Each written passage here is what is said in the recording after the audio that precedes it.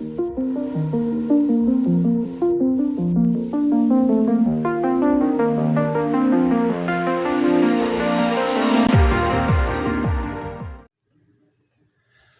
guys, this was the day I was waiting for. This is the day I'm going to find out actually, officially, if I can get my driver's license back. It's a fork in the road in my life. So either I'm going to go one way or I'm going to go another.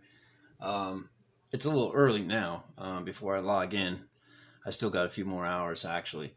But I just kind of want to get this out there. I got to change my shirt, got to put on the collared shirt. I got to make that first impression, you know? And so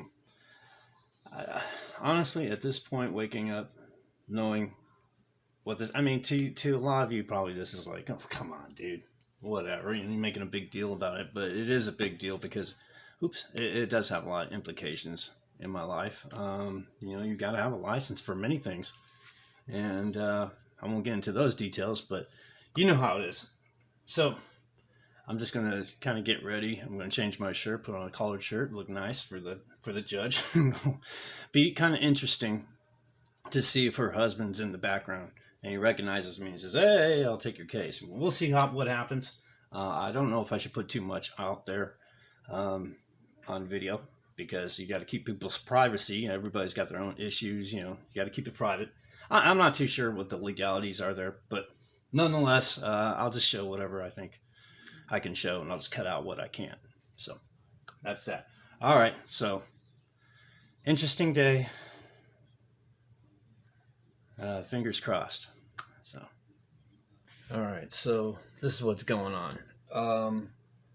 I just got a call from the lawyer, and what they're going to do is they're not going to put me on Zoom, but they're putting me on some other type of platform called BlueJean.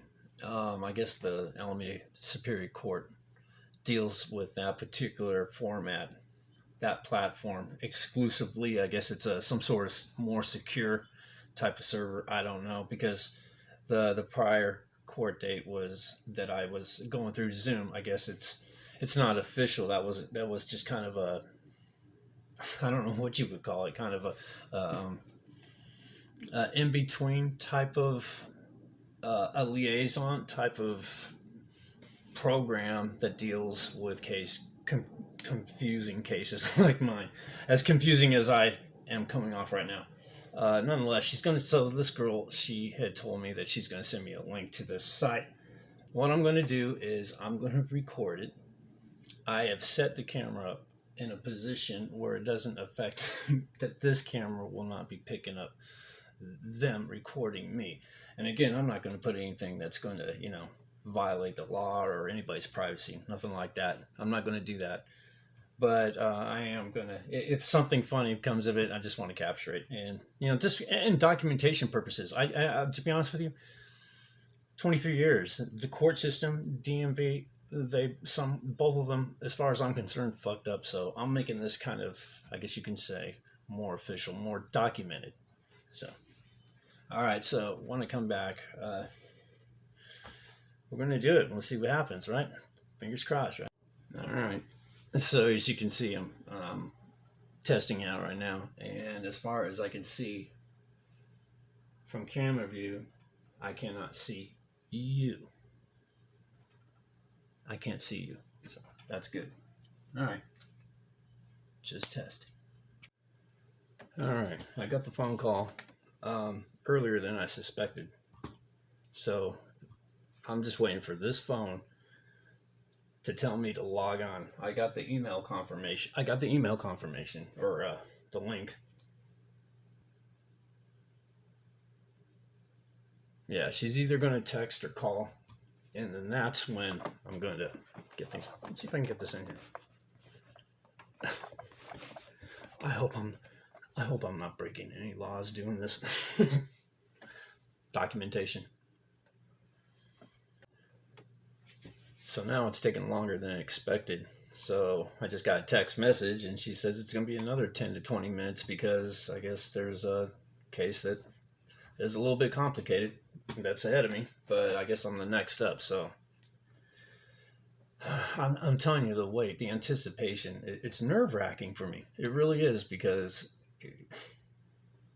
first off, I know I'm in the comfort of my home. I've said this in my other video, but I don't know. I'm just getting nervous when I'm around official people, especially something as to me as big as this, you know. And yeah, the anticipation is killing me. It really is. I just want to get this over with.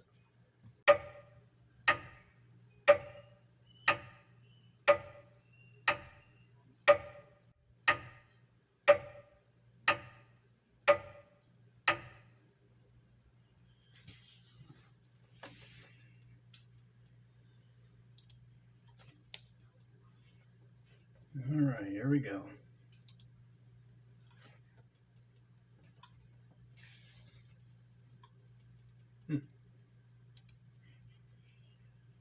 There. All right, yeah, there you go. Hold on a second. I can't hear nothing.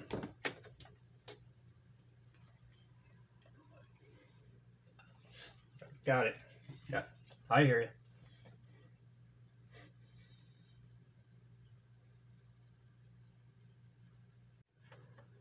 Okay. I couldn't put you on there. There was absolutely no way I could have done it. And you wouldn't have been able to hear anything. I had to use earbuds to, you know, make my case. So I'll try to sum it up. The judge, oh, wow. So what happened was the judge had asked me dozens of questions. So much, it went so far back that I just couldn't remember. I literally was getting frustrated. I literally had my hands. He was like asking me questions, and it's very difficult with like Zoom and all this teleconferencing and all this. I don't like it. I hate it because you know, some people have bad signals or a bad Wi-Fi or whatever, and you're sitting there and you're having communication back and forth, and you know how it is. You know, there's either a delay or you're talking over somebody, and it became frustrating. On top of trying to keep track of, you know, what the judge was asking and what I can remember conveying.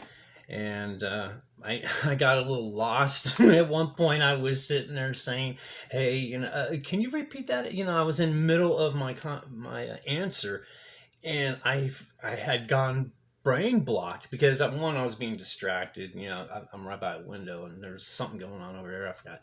And, you know, and then I just got just totally distracted. And then I said, what was that again, Your Honor? What stood out to me was that the judge and some of the people, they were very nice, don't get me wrong, but you can tell that there is a total different feeling in the courts, because this is who I was talking to.